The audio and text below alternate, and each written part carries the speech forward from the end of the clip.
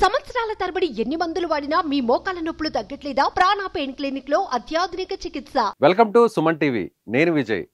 YS Jaganmohan Reddy AP అసెంబ్లీలోకి అడుగు పెడతారా లేదా?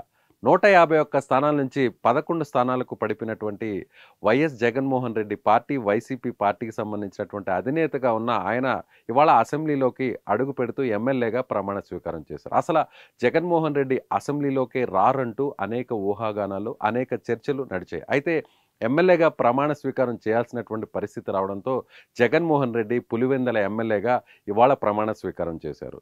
పులివెందుల ఎమ్మెల్యేగా మూడవసారి గెలిచినటువంటి వైఎస్ జగన్మోహన్ రెడ్డి చేత సీనియర్ ఎమ్మెల్యేగా ఉన్న ప్రొటెం స్పీకర్గా ఎన్నికైనటువంటి బుచ్చయ్య చౌదరి ఆయన చేత ప్రమాణ స్వీకారం చేయించారు. మొదట నారా చంద్రబాబు నాయుడు ముఖ్యమంత్రి హోదాలో ఎమ్మెల్యేగా ఆయన ప్రమాణ స్వీకారం చేశారు.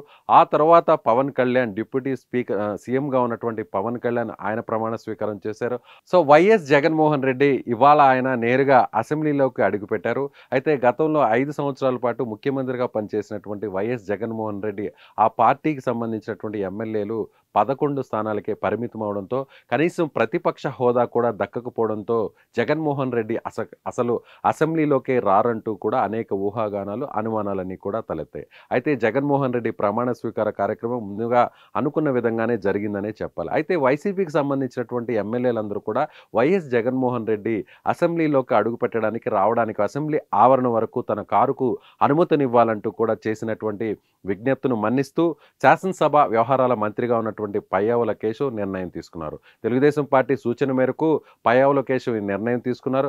అనుకున్న విధంగా ముందుగా ఆయన ఎప్పుడు కూడా గతంలో సీఎం హోదాలో అసెంబ్లీకి వచ్చేటువంటి మార్గంలో కాకుండా అసెంబ్లీ వెనక వైపు ఉన్నటువంటి మార్గాన్ని ఎంచుకున్నారు. వెనక వైపు నుంచి, వెనక గేట్ నుంచి అసెంబ్లీలోకి అడుగుపెట్టారు జగన్మోహన్ రెడ్డి. ఆయన ముందు నుంచి కూడా, గతం నుంచి కూడా ఏదైతే సీడ్ యాక్సెస్ రోడ్ నుంచి మందడం మీదుగా నేరుగా అసెంబ్లీలోకి అడుగుపెట్టేవారు. అయితే అసెంబ్లీ రైతుల నుంచి నిరసన వ్యక్తమవుతుందనేటువంటి ఉద్దేశంతో నేరుగా ఆ మార్గంలో కాకుండా అసెంబ్లీకి సంబంధించినటువంటి వెనుక మార్గాన్ని ఎంచుకున్నారు జగన్మోహన్ రెడ్డి. మూడవసారి పులివెందుల నుంచి ఎమ్మెల్యేగా ఎన్నికైనటువంటి జగన్మోహన్ రెడ్డి బుచ్చయ్య చౌదరి సమక్షంలో ఆయన ప్రమాణ స్వీకారం పూర్తి చేశారు. నేరుగా తన పేరును పిలిచేటువంటి సమయంలో మాత్రమే జగన్మోహన్ రెడ్డి అసెంబ్లీలోకి అడుగుపెట్టారు. చంద్రబాబు నాయుడు కానీ, పవన్ కళ్యాణ్ కానీ, మంత్రులు కానీ వీరందరూ కూడా ప్రమాణ స్వీకారం చేసే సమయంలో అక్కడ జగన్మోహన్ రెడ్డి లేరనే చెప్పాలి. అయితే జగన్మోహన్ రెడ్డిని పేరు పిలిచే సమయంలో మాత్రమే తన ఛాంబర్ నుంచి నేరుగా అసెంబ్లీలోకి అడుగుపెట్టి ప్రమాణ స్వీకారాన్ని పూర్తి చేసి, ప్రమాణ స్వీకారం చేసిన తర్వాత ఆయన తెలుగుదేశం పార్టీకి సంబంధించినటువంటి కొంతమంది శాసనసభ్యులకు నమస్కరిస్తూ ఆయన నేరుగా స్పీకర్ పోడియం వరకు వెళ్ళినటువంటి పరిస్థితి. ఆ తర్వాత స్పీకర్ పోడియం నుంచి నేరుగా తిరుగు ప్రయాణమయ్యారు జగన్మోహన్ రెడ్డి. ఎక్కడ కేవలం తన ప్రమాణ స్వీకారం చేసేటువంటి సమయంలో మాత్రమే అసెంబ్లీలో ఉన్నారు తప్ప మిగిలినటువంటి సమయంలో ఆయన అక్కడి నుంచి బయటకు వచ్చేసినటువంటి పరిస్థితి. అయితే రెండవ రోజు రేపు జరిగేటువంటి స్పీకర్ ఎన్నికకు జగన్మోహన్ రెడ్డి హాజరవుతారా లేదా అనే దానిపై ఇప్పుడు అందరూ కూడా ఎదురు చూడాల్సినటువంటి పరిస్థితి. కేవలం ఈ ఒక్కరోజు మాత్రమే జగన్మోహన్ రెడ్డి అసెంబ్లీకి హాజరయ్యారు. ఇకపై అసెంబ్లీకి వచ్చేటువంటి పరిస్థితులు ఉండవు.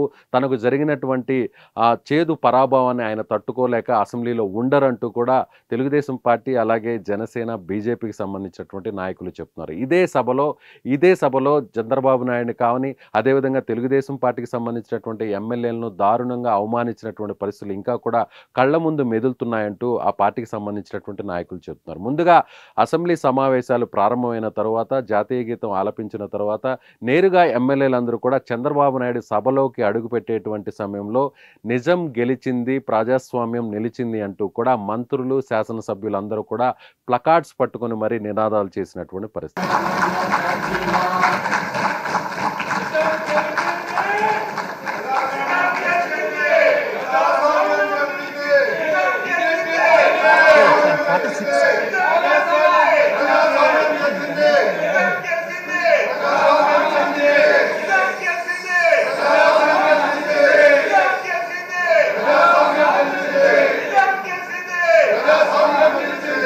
చంద్రబాబు నాయుడు గారు నేరుగా అసెంబ్లీలోకి అడుగుపెట్టడం, ఆ తర్వాత అక్కడే ఉన్నటువంటి పవన్ కళ్యాణ్ వీరిద్దరూ కూడా ఒకరినొకరు ఆలింగనం చేసుకోవడం, కరచాలన చేసుకున్న తర్వాత అక్కడ ఉన్నటువంటి సభ్యులందరూ కూడా చప్పట్లతో చంద్రబాబు నాయుడుకు స్వాగతం పలికారు. ఇదే సమయంలో కొంతమంది వైసీపీకి సంబంధించినటువంటి ఎమ్మెల్యేలు మాత్రమే అక్కడున్నారు.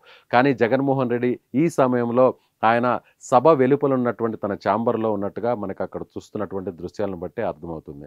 కేవలం తన పేరును పిలిచిన సమయంలో మాత్రమే జగన్మోహన్ రెడ్డి అక్కడికి హాజరై పులివెందుల ఎమ్మెల్యేగా ప్రమాణ స్వీకారాన్ని పూర్తి చేసి నేరుగా అక్కడి నుంచి ప్రొటెం స్పీకర్ పోడియం వద్దకు వెళ్ళి అక్కడ ఆయనకు నమస్కరించిన తర్వాత లాంఛనాలన్నీ కూడా సంతకాలన్నీ కూడా ఎమ్మెల్యేగా చేసిన తర్వాత ప్రమాణ స్వీకారం పూర్తయిన తర్వాత ఆ తర్వాత ఆయన సభలో ఉండకుండా బయటకు వెళ్ళిపోయినటువంటి పరిస్థితి. సో ఇకపై జరిగేటువంటి సమావేశాలకు జగన్మోహన్ రెడ్డి ఎలా హాజరవుతారో అనేది కూడా చూడాల్సినటువంటి ప్రశ్న. మరొక వైపు కేవలం ప్రతిపక్ష హోదా కూడా దక్కకుండా, అంటే ప్రతిపక్ష హోదా దక్కాలంటే 175 మంది ఎమ్మెల్యేలు ఉన్నటువంటి ఏపీ అసెంబ్లీలో 18 మంది ఎమ్మెల్యేలను గెలుచుకుంటేనే ప్రతిపక్ష హోదా దక్కుతుంది.